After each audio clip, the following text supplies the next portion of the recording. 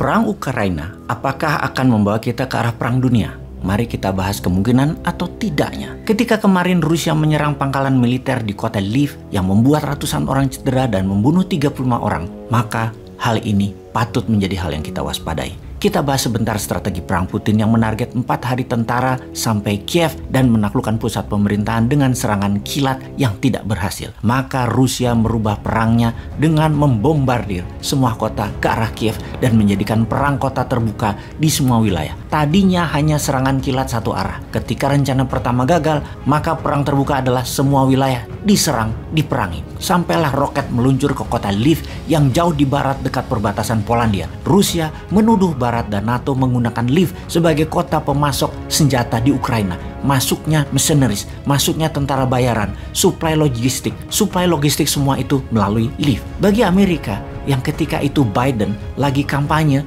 harus segera balik ke Gedung Putih dan Gedung Putih menyatakan serangan terhadap anggota NATO, karena Polandia adalah anggota NATO, akan menjadi dijawab serius dengan perang. Polandia akan menjadi ground base persenjataan dan pasukan. Saat ini di Polandia sudah kedatangan lebih 10.000 tentara, di mana 4.000 tentara itu dideploy oleh Amerika. Terlihat intensitas kegiatan militer meningkat tajam masuk dan keluar Polandia. Dan inilah hal yang ditunggu-tunggu, akankah perang dunia ketiga itu terjadi? Kemarin Swedia juga menuduh Rusia melewati wilayah udaranya. Ditambah lagi, 143 negara di PBB menentang agresi militer Rusia ke Ukraina. Kemudian Rusia mengancam balik semua negara yang menentangnya dan akan melakukan pembalasan. Ditambah lagi, lebih dari 1 juta warga mengungsi dari Ukraina, kebanyakan ke Polandia, yang lainnya ke Jerman, Rumania, Slovakia, Belarus. Ini merupakan jumlah terbesar perpindahan migrasi manusia melebihi Perang Dunia Kedua di awalnya. Jadi, kita harus mempelajari polanya dan patternnya. Setiap hari,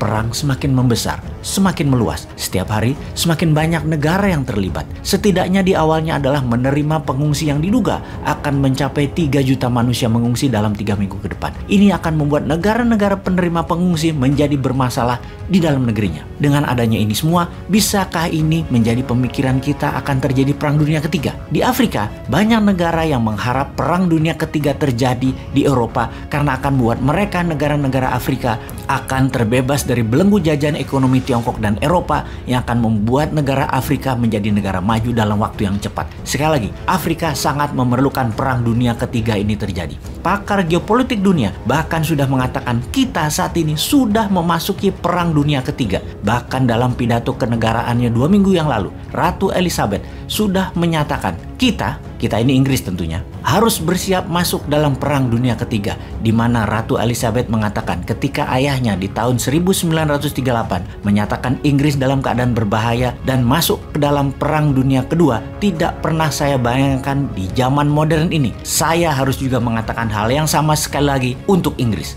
Sekali lagi, apakah ini masuk kategori perang dunia? Apa itu yang dimaksud dengan perang dunia? Dalam pernyataan sejarah, yang dimaksud dengan perang dunia adalah seluruh dunia berperang, setidaknya sebagian besar terlibat. Perang Dunia Pertama misalnya melibatkan seluruh negara Eropa, Amerika, sebagian Afrika, sebagian Amerika Latin. 70% dunia terlibat Perang Dunia Pertama. Selagi kita bicara saat ini, mungkin hanya Ukraina dan Rusia yang berperang di garis depan. Sisa dunia tidak ada yang berperang di garis depan. Sebuah fakta lagi, perang dunia semuanya bermula dari perang kecil. Kembali ke perang awal 1914, bulan Juni, ketika Archduke Franz Ferdinand dibunuh di Bosnia. Dia adalah pewaris dari kerajaan Austro-Hungaria yang dibunuh oleh nasionalis Serbia. Kemudian Austria-Hungaria menyatakan perang terhadap Serbia. Setelah itu, efek domino terjadi. Di tahun 1915 banyak negara masuk dan terus bertambah sampai 1916. Puncaknya hampir semua negara masuk Perang Dunia Pertama di tahun 1918.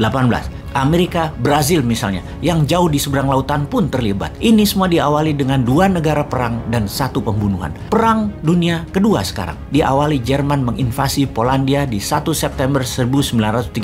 2 hari kemudian Inggris dan Prancis menyatakan perang terhadap Jerman. Efek domino terjadi dan seluruh dunia berperang. Setidaknya ada 50 juta manusia langsung atau tidak langsung meninggal akibat Perang Dunia Kedua. Sekali lagi, hal ini terjadi karena 1 negara menginvasi negara lain di awalnya. Jadi perang dunia di awalnya tidak selalu masif, kecil, yang akhirnya menarik banyak negara terlibat. Perang Dunia Pertama diawali dari 2 negara menjadi USSR, Inggris, Prancis melawan Austria, Hongaria, Jerman, dan Italia. Perang Dunia Kedua aliansinya adalah Jerman, Italia, Jepang melawan Inggris, Prancis, USSR, Amerika. Sekarang yang kita lihat adalah dua negara berperang, Ukraina melawan Rusia. Kita melihat peta dunia dalam resolusi perang Ukraina, 141 negara menentang Rusia, 5 mendukung, 35 abstain. Inilah peta aliansi versus Axis power Rusia. Di belakang Rusia ada Belarusia, Syria, Korea Utara, dan